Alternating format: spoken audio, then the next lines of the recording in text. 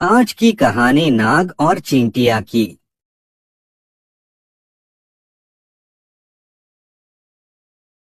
एक जंगल में एक नाग रहता था।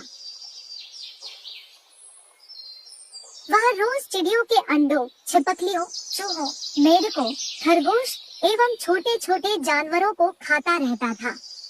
इस प्रकार छोटे छोटे जीवों को खाकर दिन भर सुस्त पड़ा रहता। कुछ दिनों में ही वह काफी लंबा मोटा हो गया। उसका घमंड भी बहुत बढ़ गया।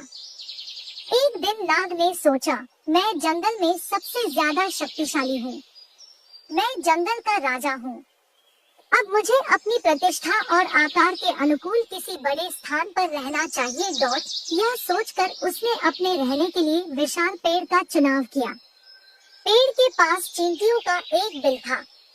वहाँ ढेर सारे मिट्टी के छोटे छोटे कण जमा थे।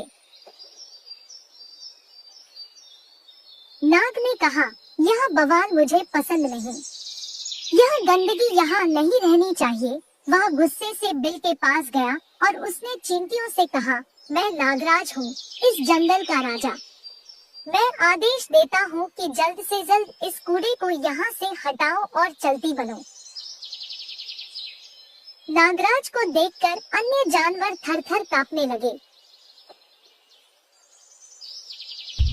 पर नन्ही चींटियों पर उसकी धौंस का कोई असर नहीं पड़ा। अब नाग का गुस्सा बहुत बढ़ गया। उसने अपनी पूंछ से बिल पर कोड़े की तरह जोर से प्रहार किया। इससे चींटियों को बहुत क्रोध आया। क्षण भर में 1000 चींटियां बिल से निकलकर बाहर आ गई। वे नाग के शरीर पर चढ़कर उसे काटने लगी। नागराज को लगा जैसे उसके शरीर में एक साथ हजारों कांटे चुभ रहे हों। वह असह्य वेदना से विह्वल हो उठा। असंख्य चींटियों से वह घिर गया था। उनसे छुटकारा पाने के लिए वह छटपटाने लगा, मगर इससे कोई फायदा नहीं हुआ। कुछ देर तक वह इसी तरह संघर्ष करता रहा, पर बाद में अत्यधिक पीड़ा से उसकी जान निकल गई।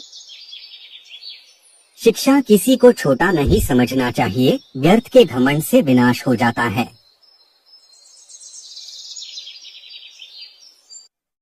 कहानी पसंद आए तो लाइक, शेयर और सब्सक्राइब जरूर करें।